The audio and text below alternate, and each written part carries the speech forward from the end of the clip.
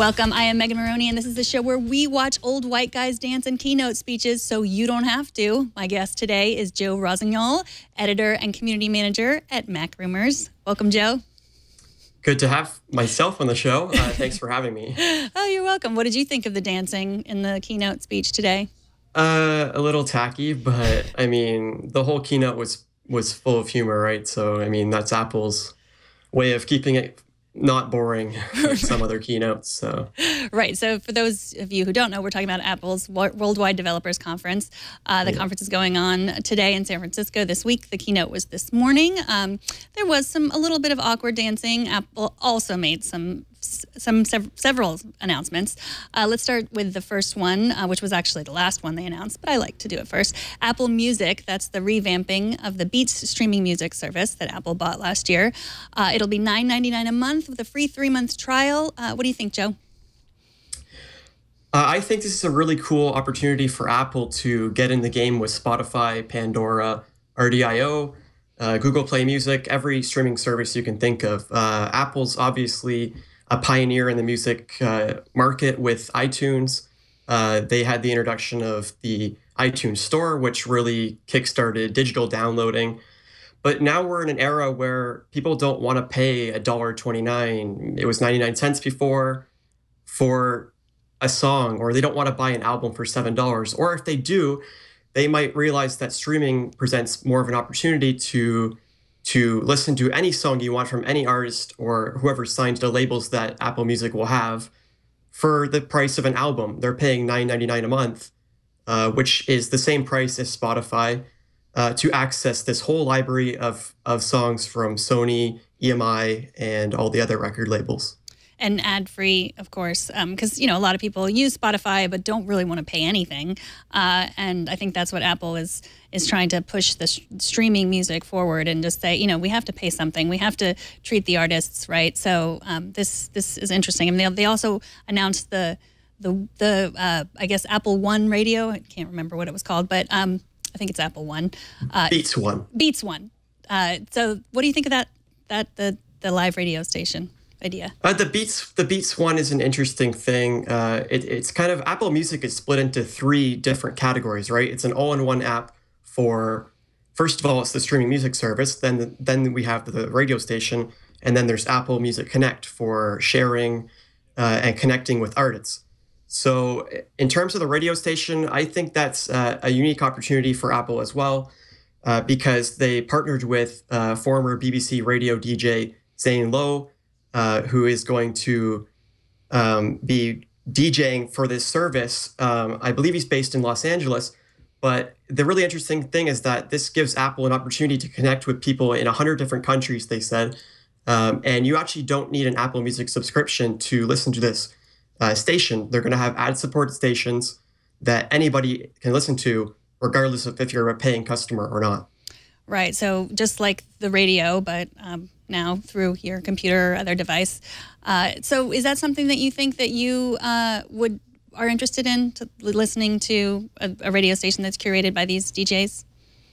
It's interesting to me because I am a Sirius XM subscriber. In Canada, we have the satellite radio service. I listen to it in my car every day. But if I can replace that with something like Beats One, I mean, that's just one step of convenience for me. I can cancel my expensive like $16.99 radio service subscription and switch to something that's free as an Apple Music customer. So if I can consolidate that and save a bit of money, then I mean, I'm all for it. So will it be different? I mean, will it be like the radio? Will there be like a country music station and a folk and a rap station, or will it just be one station? Well, there's going to be different ad-supported stations, and every customer can listen to those for free. And there will be different DJs that curate each station. So you're going to have Zane Lowe, but then you're going to also have there's 2 other DJs, like there's in New York City, London, that will also be providing different content. The main focus of the radio station is just to bring the culture of music to life. Like they want to be promoting music culture. That's why they acquired Beats Music, or at least part of the reason why. Apple's always liked music, and this is just another way for them to promote that.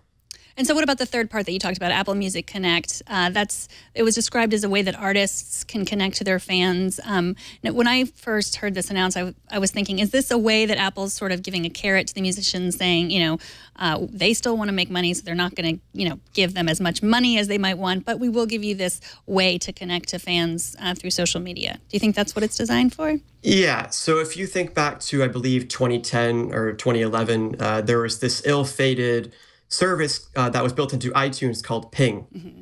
And essentially that was discontinued because basically nobody used it. And what they did here is they came back with something that's, I'd say, a lot better, a lot more integrated with the social media generation that we've really become, like Facebook, Twitter. All these things have taken off. But the problem is you have all these social networks that artists are trying to connect with music listeners to. And you're starting to, it's just becoming too saturated. You have Instagram for liking an artist's photos. You have Twitter for sharing maybe what you're listening to. And Apple Music Connect is going to give artists an opportunity to connect with their fans. And more importantly, it's going to give indie artists and maybe artists that maybe don't have a big following, they're relatively unknown, a chance to connect with their fans. And Apple did that in a great way today. They promoted one artist's songs that they thought he's going to be a big upcoming artist. Can't remember the name off the top of my head, but basically it's just going to give fans a way to follow their favorite artists. And so what about the catalog that Apple Music will have? I mean, will it have all the titles that iTunes has? Apple Music has partnered with the major labels, and I don't know if they're going to have every song in iTunes, but what they did describe in their keynote today is that they're going to let you stream millions of songs from iTunes. So, I mean, I presume that you're pretty much going to have access to everything that you would as an iTunes customer paying $1.29 or up for a song or an album. Yeah, and during the keynote, they showed a screenshot that had Taylor Swift, and that's the big get that I guess they'll have that Spotify doesn't have because she's taken her catalog or off of Correct, Spotify. Yeah. So the interesting thing with that is that it's probably because Apple Music is a paid service. Spotify has the freemium ad-supported version that you can listen to, and Taylor Swift didn't want that, and that's probably why she chose Apple Music. I mean, Apple's also partnered with they said there's going to be a lot of exclusive content, or that was the rumor anyway, going into the keynote today. Right, and so we'll be able to download this app at the end of June, correct? Correct, yeah.